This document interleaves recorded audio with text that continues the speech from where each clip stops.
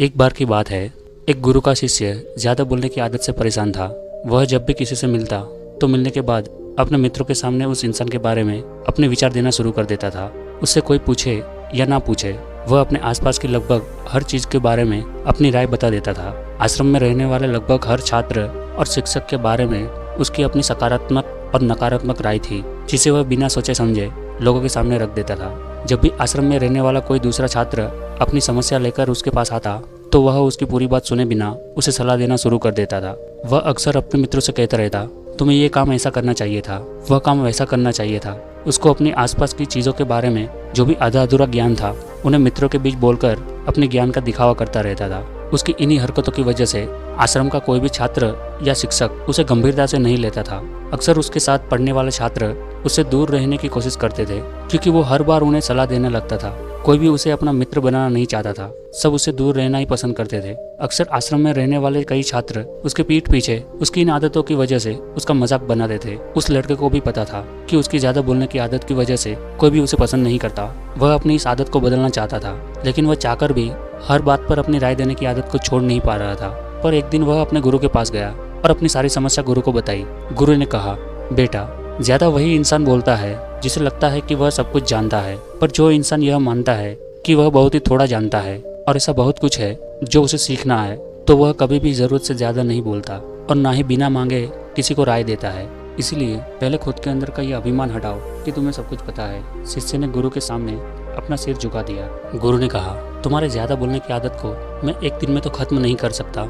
यह आदत तुम्हें खुद ही अपने अंदर धीरे धीरे कम करनी होगी, लेकिन तुम्हें यह जरूर बता सकता हूँ कि किन मौकों पर तुम्हें शांत रहना चाहिए, ताकि तुम खुद को दुखी होने से और किसी बड़ी मुसीबत में पड़ने से बचा सको। शिष्य ने कहा, जी गुरुदेव। गुरु ने कहा, बेटा, इन 5 स्थिति में हर इंसान को अपना मुंह बंद रखना चाहिए। पहली स्थिति, जब तुम्हें लगे कोई तुम्हारी भावनाओं को तुम्हारे शब्दों से नहीं समझ सकता, उस समय तुम्हें चुप रहना चाहिए। अक्सर हम लोगों को अपनी दुख परेशानियां बताना शुरू कर देते हैं, जबकि हमारे आसपास रहने वाले ज्यादातर लोगों को इससे कोई मतलब नहीं कि हमारे जीवन में क्या गुजर रहा है। हर इंसान को केवल खुद से मतलब है।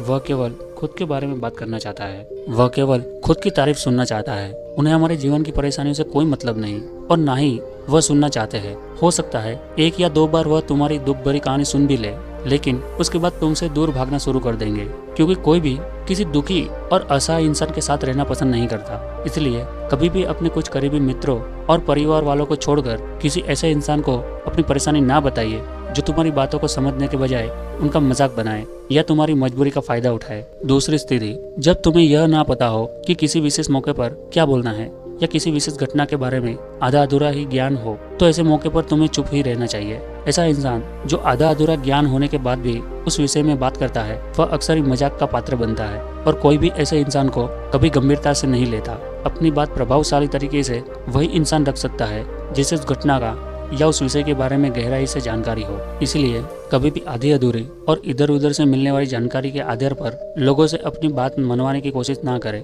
हालांकि प्रभावशाली बातचीत करना और एक ऐसा इंसान बनना जिसे हर कोई बात करना चाहे, जिसे हर कोई सुनना चाहे, यह भी एक कला है जिसे हर इंसान सीख सकता है। तीसरी स्थिति, गुरु ने कहा, जब कोई इंसान तुम्हारे सामने किसी तीसरे इंसान की बुराई कर रहा हो, तब ऐसी परिस्थिति में तुम्हें चुप रहना चाहिए। तुम्हें कभी भी ऐसी नकारात्मक बातचीत के हिस्सा नहीं बनना चाहिए, क्योंकि आज जो इंसान तुम्हारे सामने किसी तीसरे की बुराई कर रहा है, वही कल किसी और के सामने तुम्हारी भी बुराई कर सकता है। और इस बात की ज्यादा संभावना है कि आज तुमने अगर उसकी हाँ में हाँ मिलाने के लिए तीसरे इंसान की जो बुराई की है, कल रिश्ते ठीक होने पर वो तीसरे इंसान से कहे कि तुमने उसके बारे में क्या क्या कहा था, तब आपकी क्या ही इज्जत रह जाएगी। इसलिए जब भी कभी कोई किसी तीसरे इंसान की बुराई करे या उसके गलत समय का मजाक उड़ाए, तो तुम्हें बस उसकी बातें सुन लेनी है। आपको अपनी कोई भी राय वहां नहीं रखनी है। चौथी स्थिति, जब कोई भी तुम्हारे ऊपर गुस्सा करे और तुम्हें अपमानित करने की कोशिश करे, तब ऐसी परिस्थिति में तुम चुप रहकर सामने वाले के गुस्से को कम कर सकते हो और स्थिति को बिगड़ने से बचा सकते हो,